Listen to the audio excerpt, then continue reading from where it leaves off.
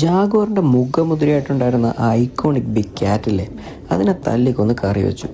പിന്നെ ആ ഫോണ്ട് അത് മാറ്റി ഇപ്പോൾ ഏതാണ്ട് ഒരു ബ്യൂട്ടി ബ്രാൻഡ് പോലെ ആക്കിയിട്ടുണ്ട്.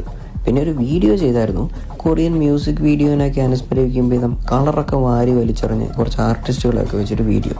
അതിലെവിടെയും കാറിൻ്റെ പൊടി പോലും ഇല്ല കണ്ടുപിടിക്കാൻ.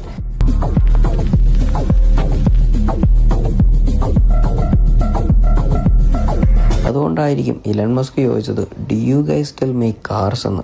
അതിനേതായാലും ജാഗ്വാർ കൊടുത്ത മറുപടി കാവിലെ പാട്ട് മത്സരത്തിന് ഡിസംബർ 2 മിയാമിയിൽ വെച്ച് കാണാമെന്നായിരുന്നു. ഇത്രയൊക്കെ പറഞ്ഞത് ഈ അടുത്ത് നടന്ന ജാഗ്വാറിൻ്റെ റീബ്രാൻഡിങ്ങിനെ പറ്റിയാണ് കേട്ടോ.